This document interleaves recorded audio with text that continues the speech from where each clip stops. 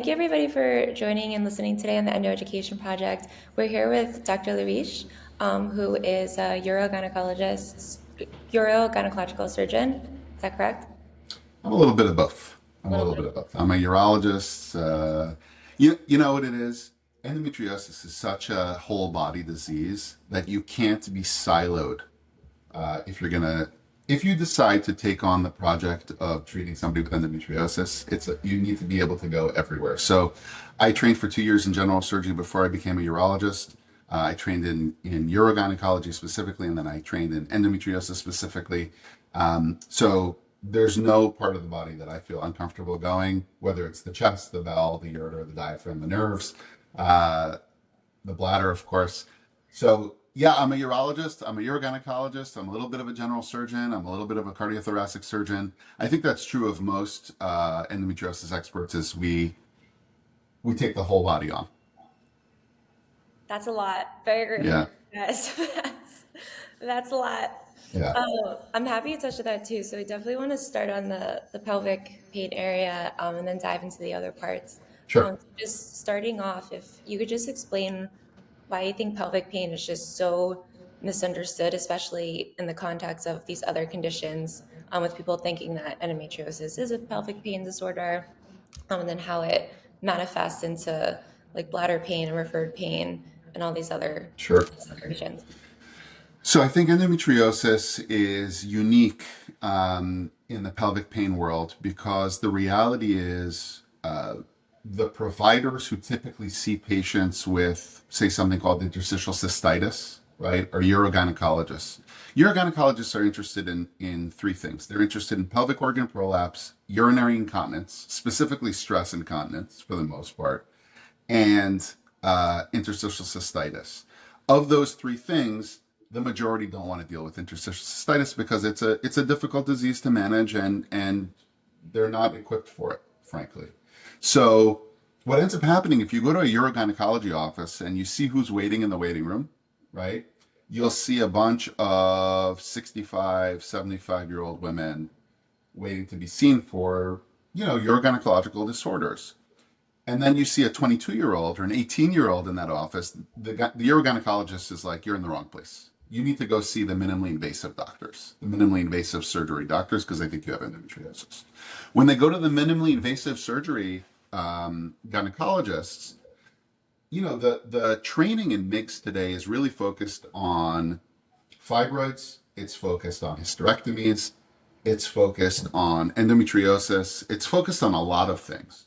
And um, when we have patients that have, in addition to a structural problem that needs surgery, when they have functional problems like bladder incontinence, bowel incontinence, pain syndromes, um, they're really not equipped to deal with it because it's not part of the surgical training that they receive.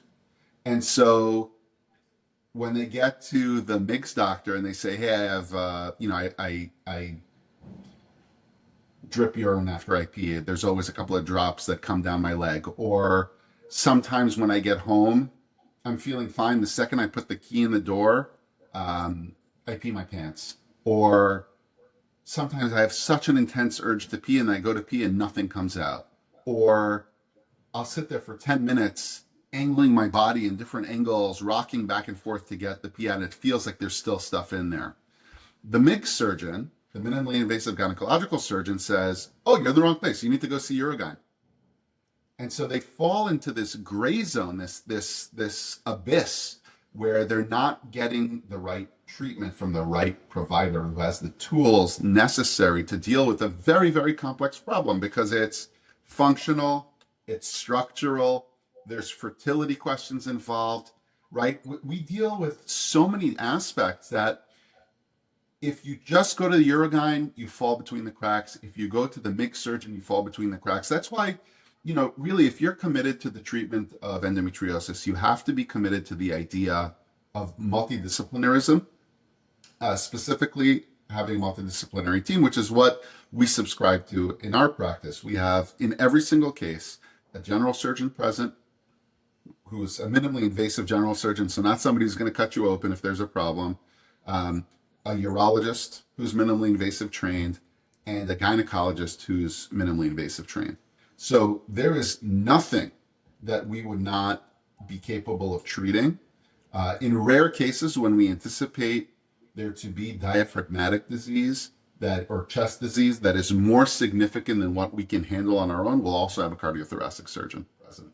So, if you just decide that it's not the one person, surgical show, if you just say it's now a team approach to get the best possible outcome in terms of quality of life, in terms of function, in terms of structure, in terms of fertility, then you need to subscribe to the idea of having a multidisciplinary team, which is something that we've done, and continue to do and hope to champion forever.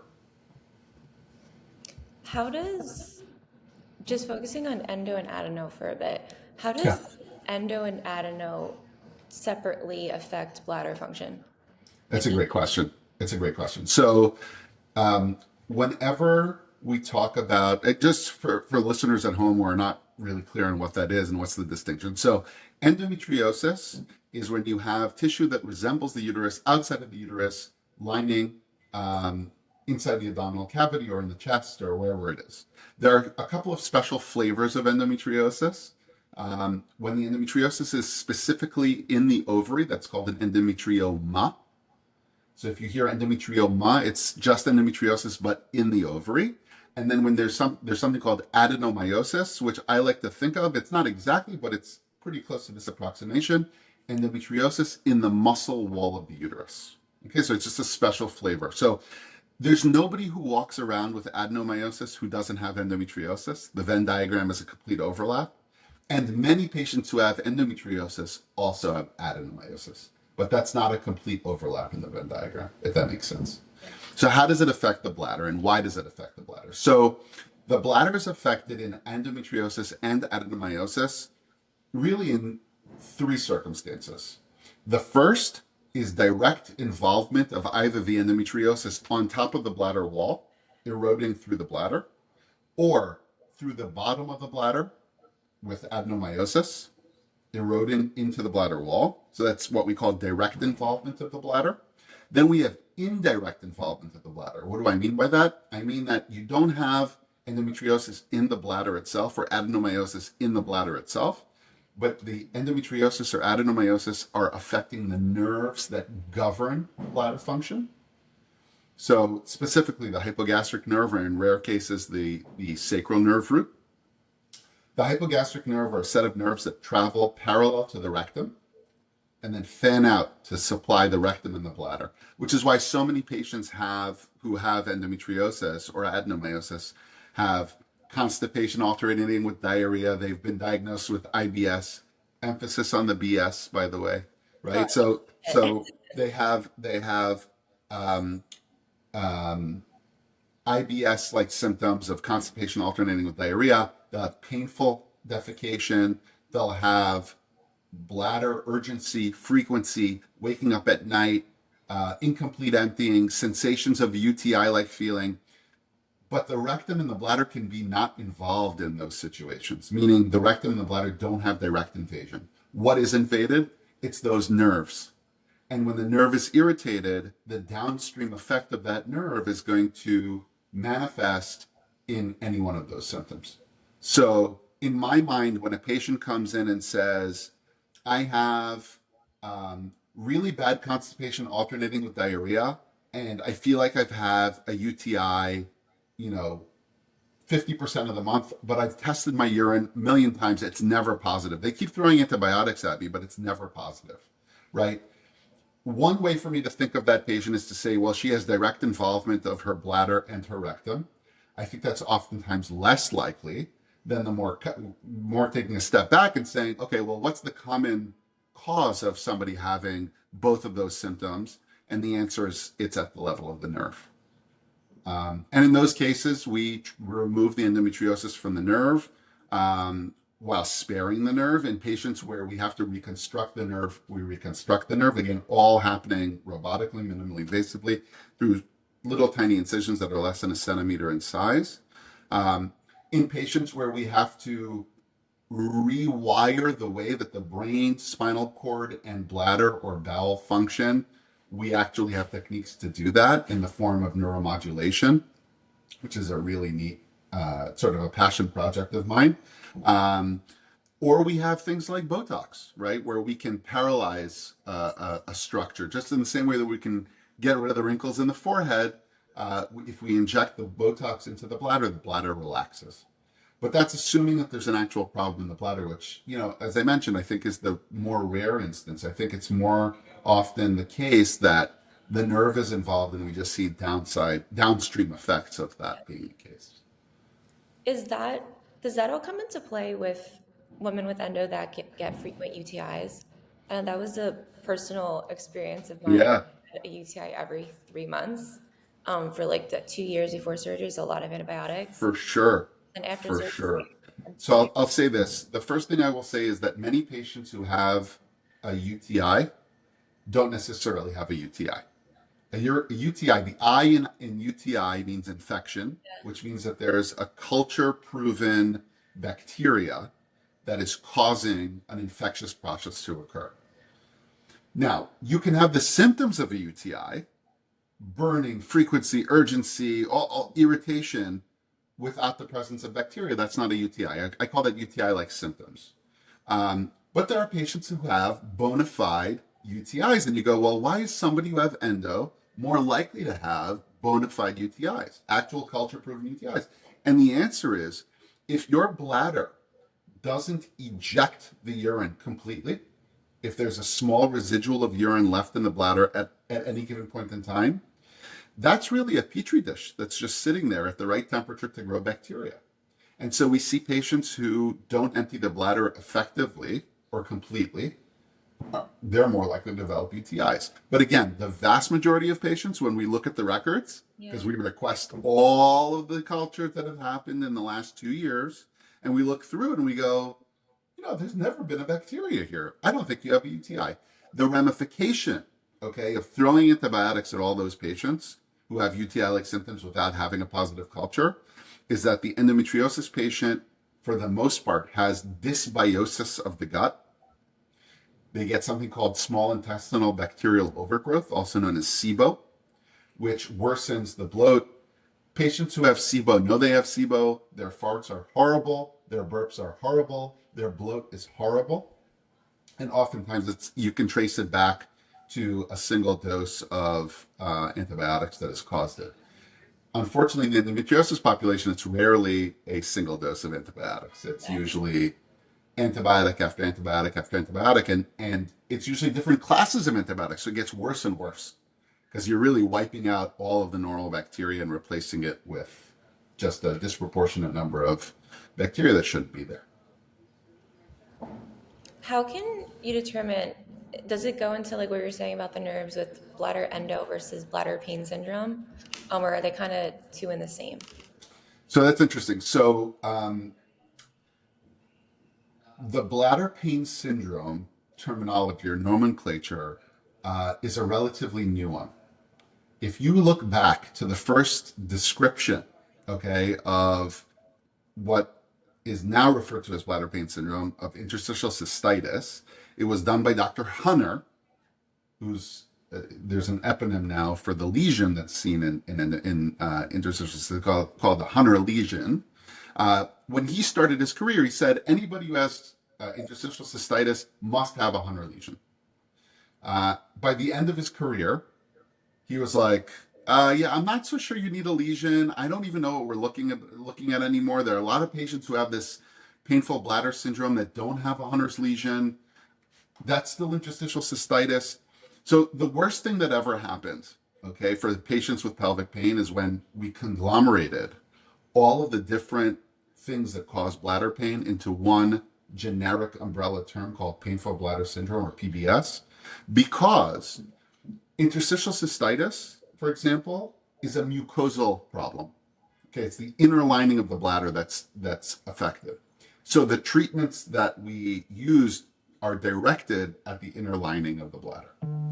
On the other hand, if you have endometriosis on your hypogastric nerve and your bladder is just spasming all the time and that's why you're having pain, Yeah. I can give you all the mucosal medications in the world. It's not going to help you, right? On the other hand, if you have a lesion on your bladder that's full thickness through, it's just a hot poker, right? That's in your bladder. I can give you all the overactive bladder medications in the world. I can give you all the mucosal medications in the world. But the reality is that lesion needs to be removed and your bladder needs to be reconstructed to healthy tissue to healthy tissue, so that your symptoms can go away.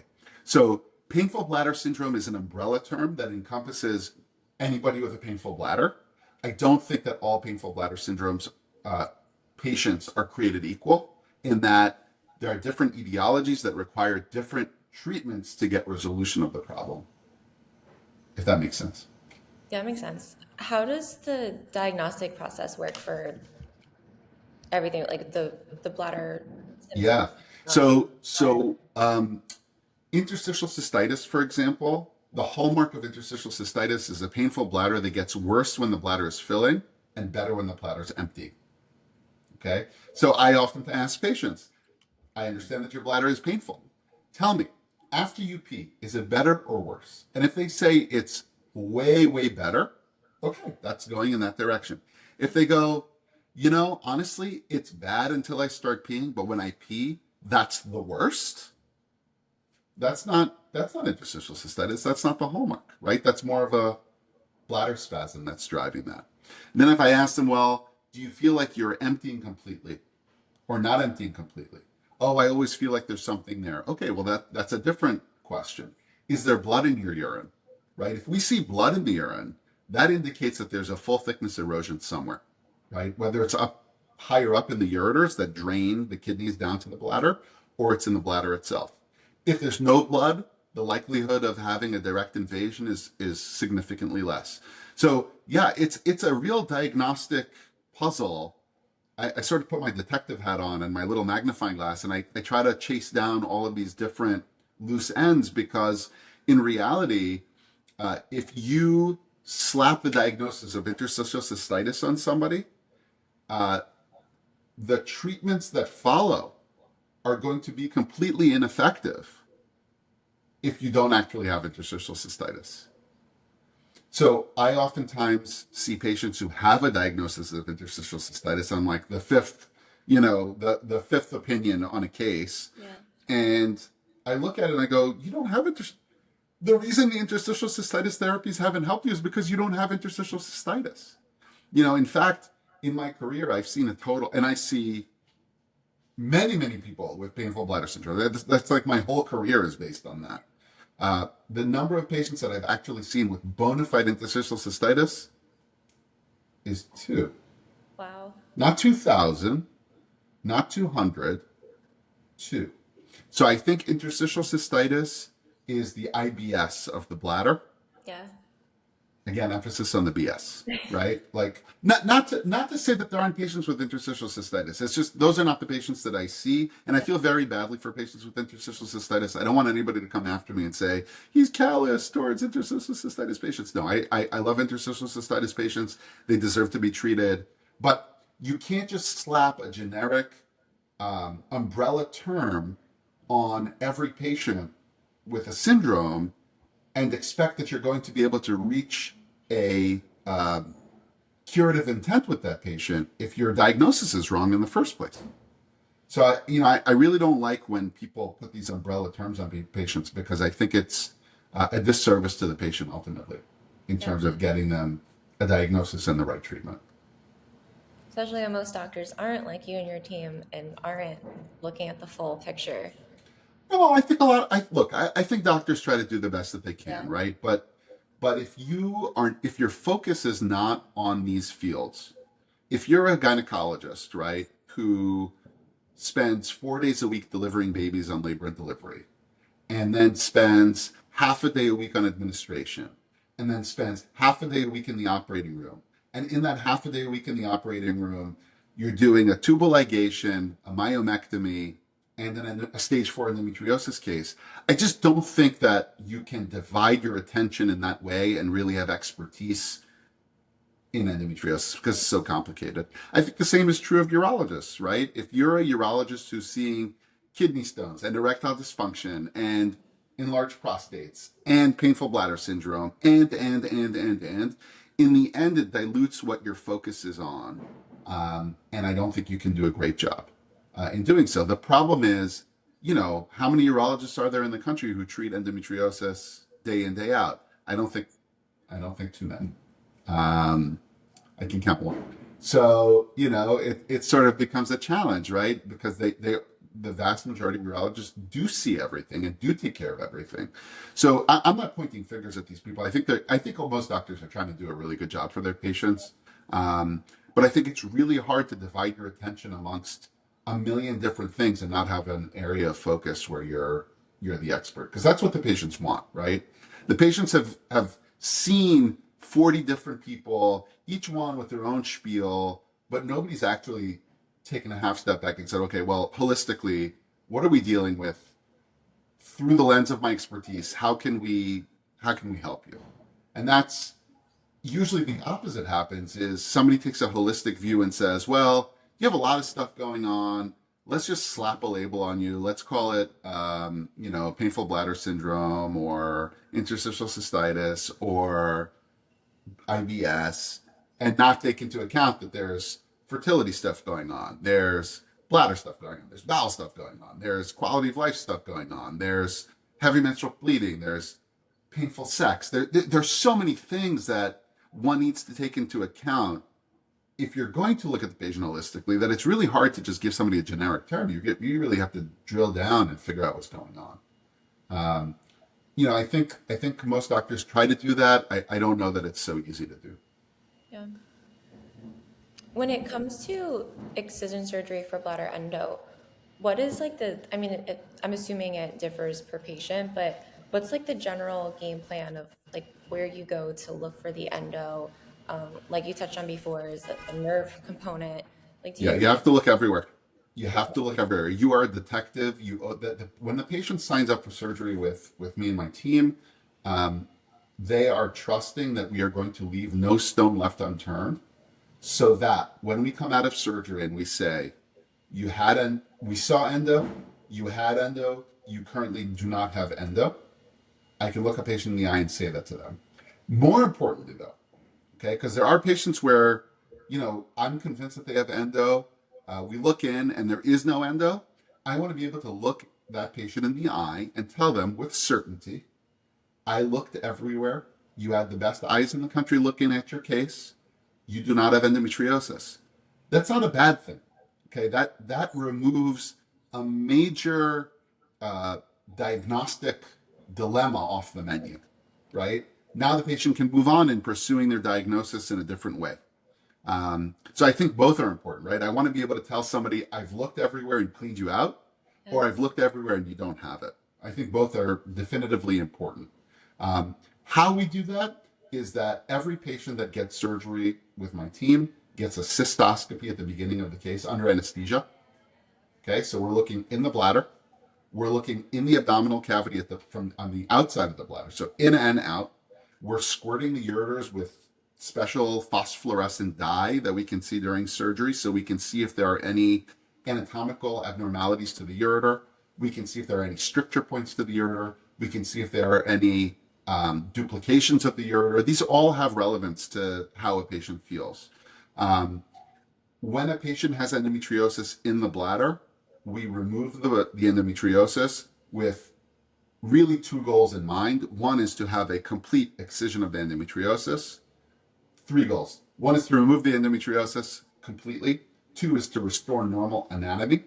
And three is to be as conservatively radical as possible, which is a complete, uh, two words that are completely opposite of each other, conservative and radical. I want to be as conservative as I can be in maintaining normal tissue, but as radical as I need to be in order to remove the endometriosis entirely. And that's a very, very delicate balance that gets lost upon, say, gynecological oncologists who treat endometriosis. So the gynecological oncologists, we see it often, is they'll say, well, I looked inside Yeah, you have endometriosis everywhere, but it's not cancer, so I left it alone. I didn't remove it from the bladder. Patients no better off, right? They're worse off now because now you've mucked around in there. Or they'll do something like say, well, I looked inside and you had a cyst in the ovary. And because I'm a gynecological oncologist that's looking at your case through the lens of a gynecological oncologist, I removed your ovary. And guess what? Good news, you don't have cancer. Bad news, you no longer have an ovary. But you're 20 years old or 18 years old or 19 years old. That's devastating. If I, as a urologist, removed a testicle on guys just willy nilly like that, I wouldn't have a license to practice medicine, right? But in women's health, it's totally fine because we don't see the ovaries on the inside.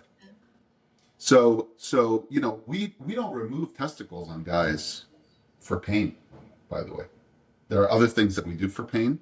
So like the concept of, yeah, but her ovary really hurts, we should remove it.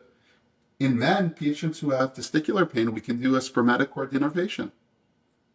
We can remove the pain nerves, the pain fibers from the testicle.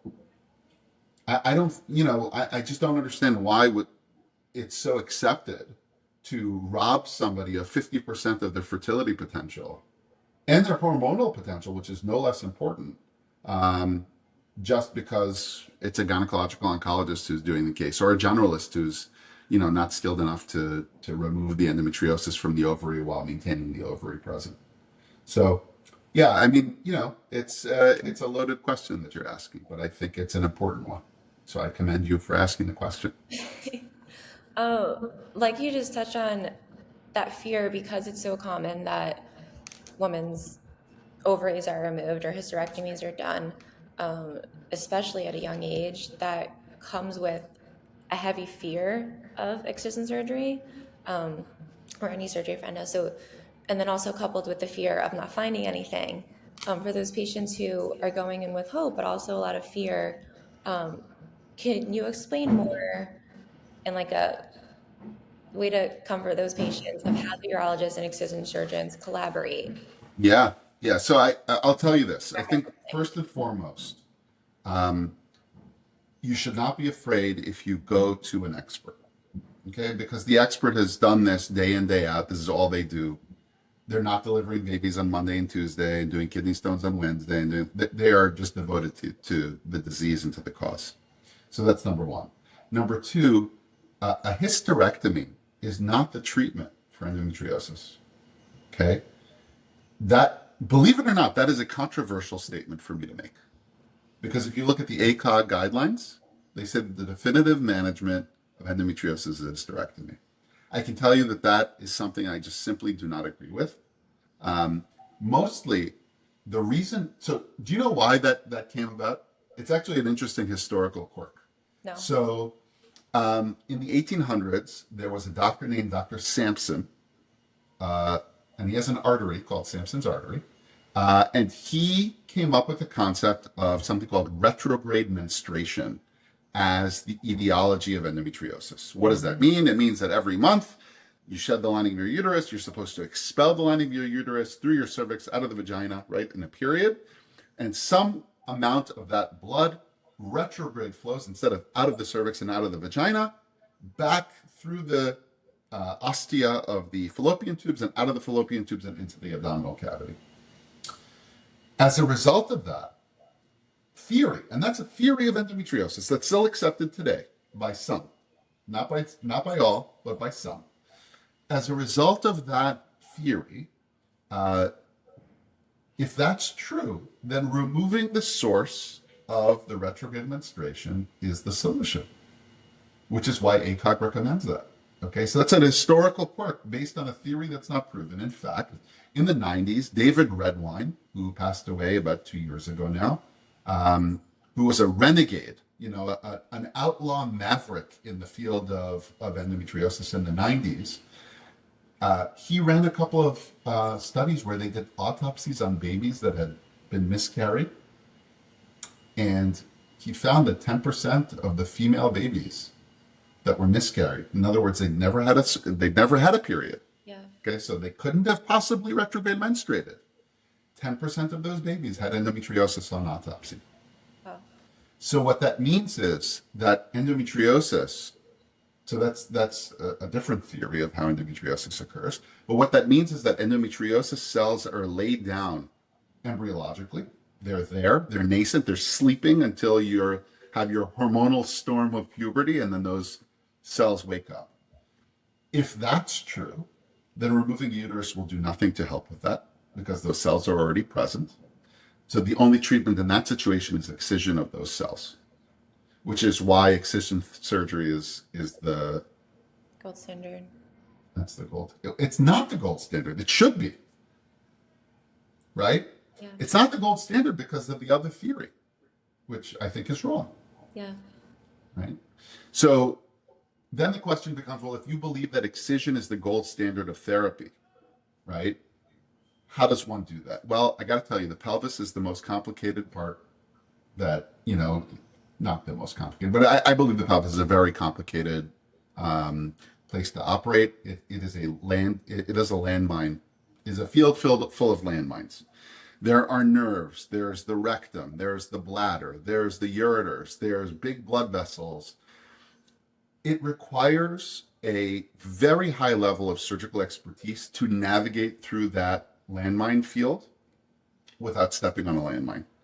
And being able to remove the endometriosis in its entirety without injuring nerves, blood vessels, ureters, bladder, rectum, it's a challenge, and it requires a very high level of expertise that I think can only be obtained by a very rare number of people, or can be obtained in a multidisciplinary team. So, I tip my hat to all of the great endometriosis surgeons out there, and there are a lot of big names out there, and I take nothing away from them. I think that they're wonderful, but I think that if you want to expand care to one in anywhere from 8 to 10 women of childbearing age in the United States, it can't be a one-person show. Yeah. It has to be a multidisciplinary approach, so that you can expand and replicate and really, fill in that void, in that gap of need that's currently required in order to treat a lot of people in the United States. You touched on this a little bit before, but I just want to have some more explanation, like the reasoning why for patients who don't know. When another surgeon who's not an expert goes in and sees endo, and to what you said before, says, "Oh, it wasn't cancer, so we left it," or they're like, "Oh, we don't go." I know I've heard doctors say they don't. In my personal experience, if they saw it around the colon or the rectum, they would just leave it. They would only remove it around the uterus or the ovaries. The damaging effects of that for patients who are like, "Oh, at least they're removing it from my ovaries, my fallopian tubes," but the dangers of just leaving it after you've already been in there and moving things around. Yeah. So you need, and I'll answer that question very briefly. So if you look at the providers who can treat endometriosis in the United States, it's a little pyramid. Okay. At the base of the pyramid are the general gynecologists who refuse to even acknowledge that endometriosis exists. Okay, that's the people who gaslight patients and tell them it's all in your head. Go have a glass of wine. Pain should, sex should hurt. It's because your partner's too big. It's because you're too stressed. Have a glass of wine. Periods should hurt. You should be taking Motrin. It's okay to miss school and work. Periods suck, but suck it up. That's just what it is. That's what life being a woman is. Okay, so that's the majority, by the way. That's the foundation of the base of the pyramid. Level above that is gynecologists say, no, I think that there is such a thing as endometriosis. It's just that I'm not at all equipped to deal with it. I haven't been trained. I know my limitations. I know that I can't do surgery. I'm going to prescribe these people Lupron or Orlissa or Mifembri or any of these castrating drugs because I really just cannot do it surgically. I have a whole spiel about all of these drugs. I don't necessarily want to get into it now, but if you do, of course, I'm happy to. But that's what they do, right? They'll prescribe medications instead of surgery, which we know actually doesn't fix the problem. The next level up are people who are going to say, I believe that endometriosis exists. I know that the drugs don't do anything.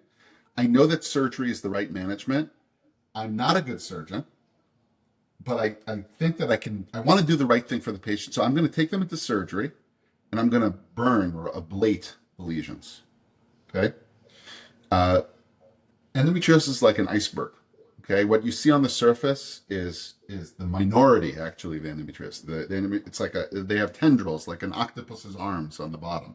You really have to be wide in your excision to get it out. Burning the tip of the iceberg, all that does is irritate nerves and make things worse. Doesn't cause a lot of scar tissue necessarily, but it does inflame.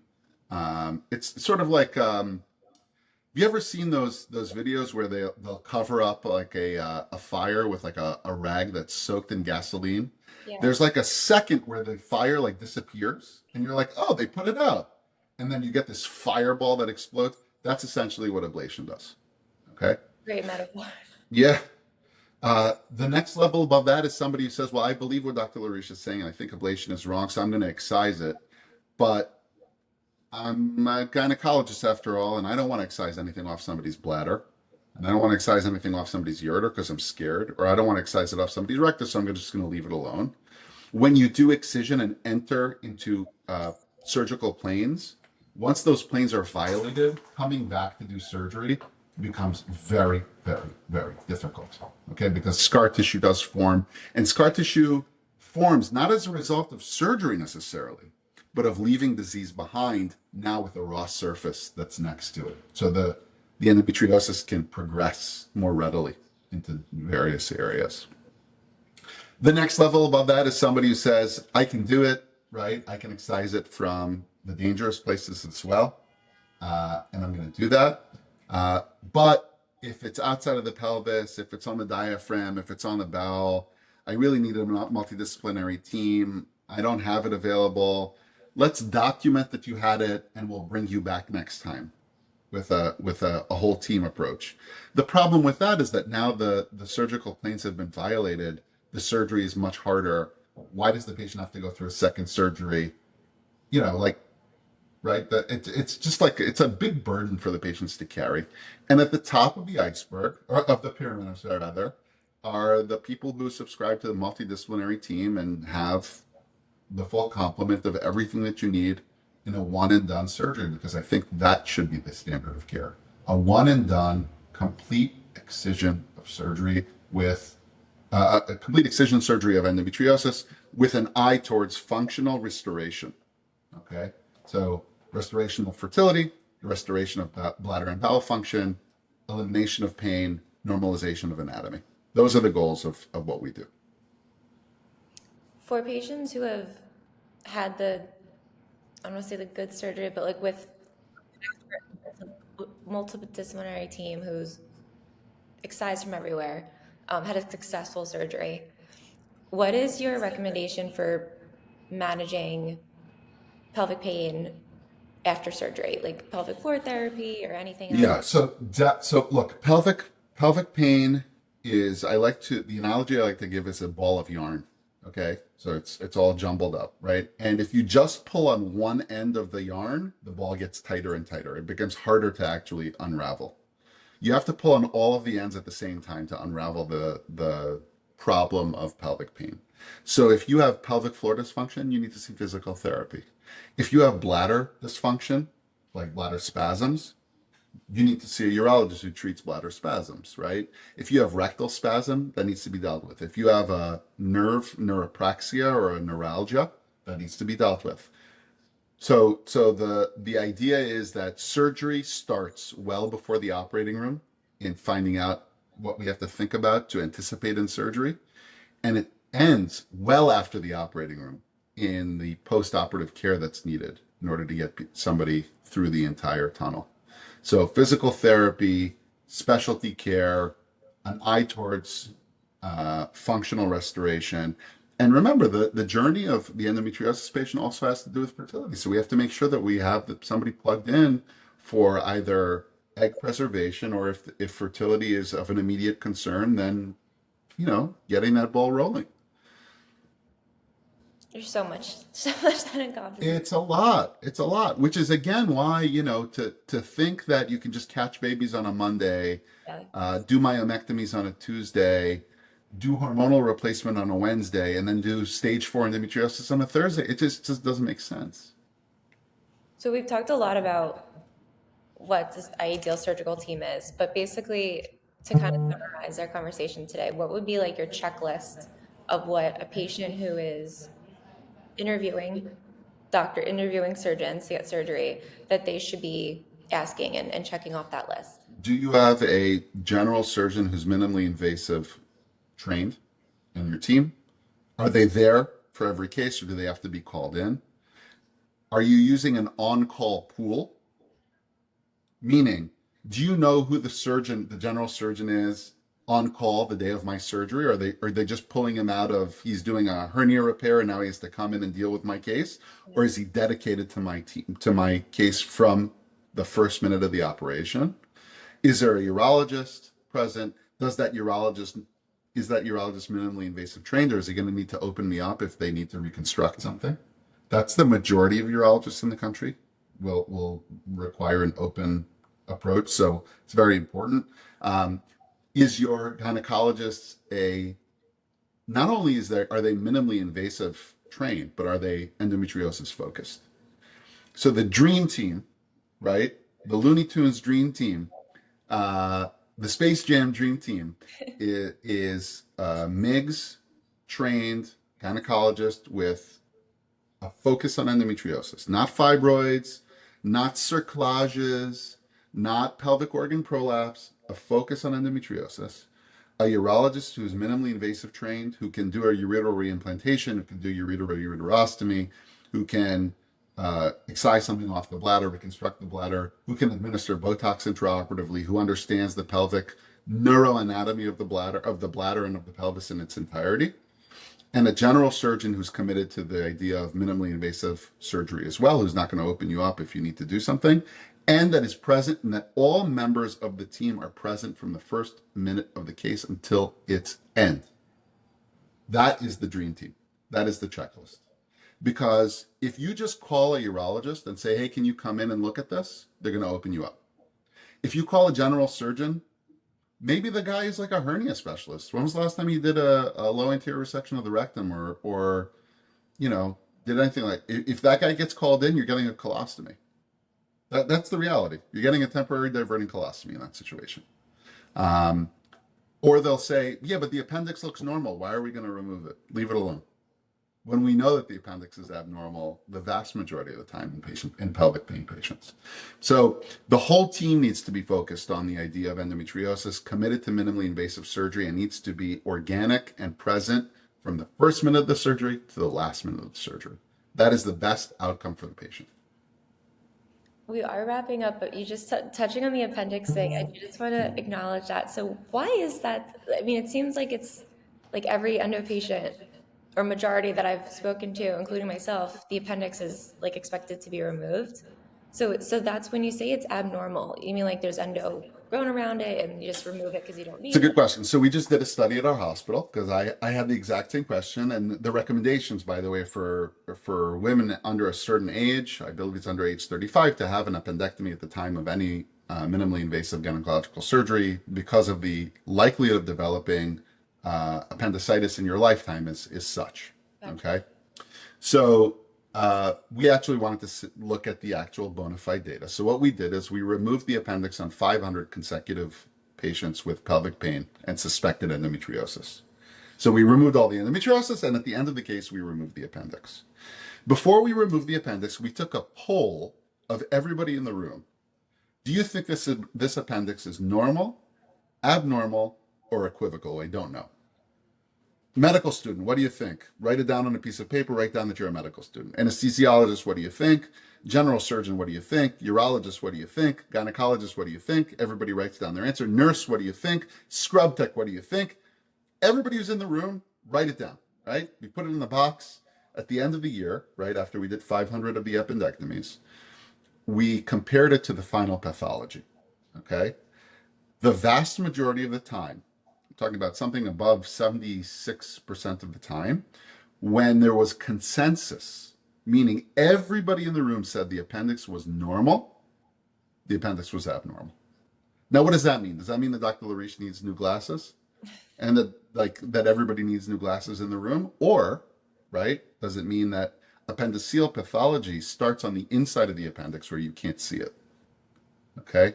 So We've seen, and look, we've seen some pretty gnarly pathology, is what I like to call it, right? So we've seen fibrous obliteration of the appendix, which is a prerequisite to developing appendicitis. We've seen chronic appendicitis, so a smoldering appendicitis that's been there for years. We've seen acute appendicitis in patients. We've seen tumors in the appendix, like a carcinoid tumor in the tip of the appendix, which is honestly lethal if you don't remove it. And we just find it. Doesn't show up on the CAT scan. You just find it on pathology. And we've seen endometriosis in the appendix, right? Or a fecalith in the appendix. So there's always pathology in the appendix. It's just not necessarily pathology that we see on the outside. Now, do all of those patients have endometriosis in the appendix? No, they do not. But is there a pathological finding that would necessitate an excision of an appendectomy? Yes. It's just that we're just not good at seeing it because it's on the inside of the appendix. So, which is why the recommendation is for anybody who has pelvic pain is to remove the appendix, because there are reasons that as a pain generator in the appendix. The other reason we tell people to remove the appendix is that, patients who have pain end up in the emergency room. And when you end up in the emergency room and you tell the ER doctor, who's on their 11th hour of their 12-hour shift, I have right lower quadrant pain, nausea and vomiting, and it really hurts, which is like what every pelvic pain patient says, right? Their instinctive gut reaction is to say, oh, that sounds like appendicitis. You need a CAT scan. You get enough CAT scans, that's a lot of radiation. And radiation is not particularly good for you. That's one. That's in the best case scenario. In the worst case scenario, the CAT scan machine is overwhelmed by traumas that have come in. You can't get the CAT scan. The CAT scan machine is broken. You know what they do? They call the general surgeon and they say, hey, this lady has classic appendicitis, a classic story for appendicitis. And then you get taken to the operating room for an emergency surgery with, who knows who that person is on call. So for that reason, remove the appendix. I'm happy you shared that study at ISIG, because I always didn't know for sure, but I just assumed it was like to avoid the appendectomy, since we all end up in the ER with that lower right side pain, just to kind of like eliminate it. But that's really interesting about how it shows up in pathology. Yeah. Even if it doesn't look like it's abnormal. That's really interesting. Yeah. Wow. Thank you for explaining all that. Sure. And then just as we wrap up, I'd love to hear just your general advice for patients, endo patients, pelvic pain patients who feel lost, unheard, have been dismissed by a handful of doctors when they bring up their bladder issues or pelvic pain and are trying to find that right doctor that's going to listen to them. What your advice is for them to advocate for themselves in their provider's office. Look, I think that every endometriosis patient is tasked with advocating for themselves because nobody's doing it for them. Bladder symptoms or not, right? So whether it's bladder symptoms, rectal symptoms, pain with sex, infertility, those journeys are all really, really tough. I think that if you feel like you're being dismissed, then you're in the wrong place. Period. If you're being dismissed, you're in the wrong place. You got to move on. If you feel like you're being gaslit, you're in the wrong place. You need to move on. If somebody tells you, oh, I don't know, I don't deal with that. That seems like a urological issue. Well, maybe, or maybe you're in the wrong place, right? So I think you need to look, telling somebody, go ahead and operate on me, right? That is the ultimate giving of trust between two people. You're gonna put me out, you're gonna make me unconscious, you're gonna cut into me, and I trust you that you're going to not kill me in the process, and you're gonna make me feel better than I am before surgery, right?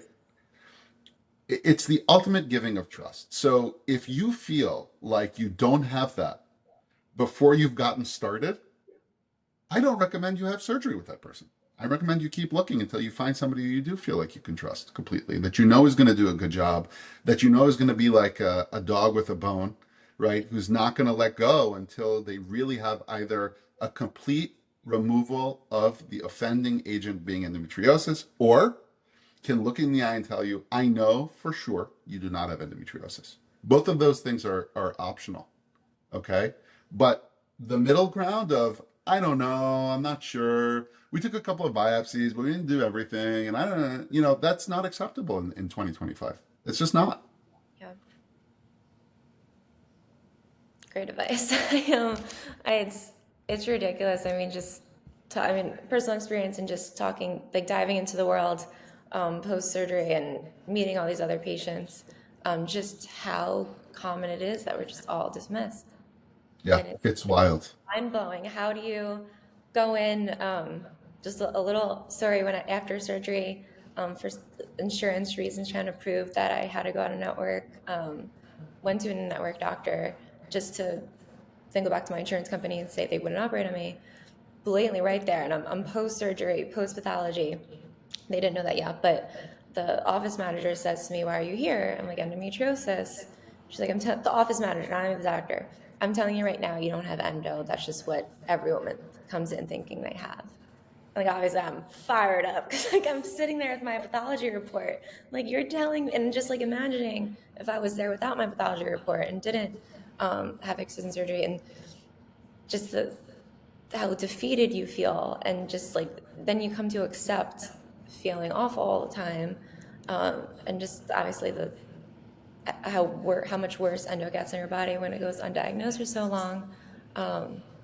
But yeah, just thank you for that advice, and thank you for sharing all this information here today.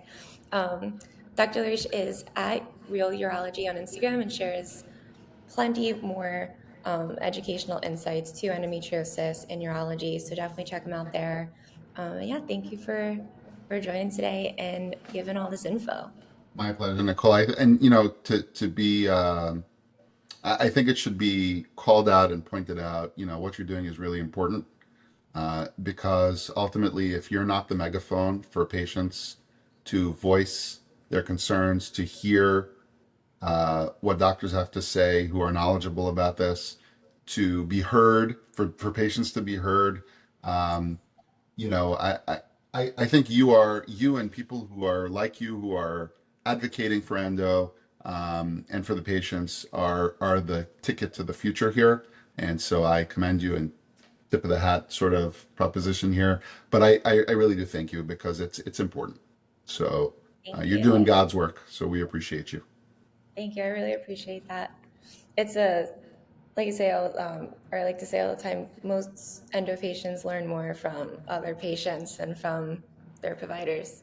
I learn more from patients than I do from other providers. The providers know nothing. The patients know everything. Listen, I always tell patients, you have been with your body longer than I will ever be. So Yeah. who am I to discount what you're saying? I think you're right. Let's listen to what you're saying. Yeah. I think that's a really important thing to say. We need more doctors like you. So thank you. Thank you for getting all this info out there, and thank you for everything for you do for patients. Thanks, Nicole. Appreciate you.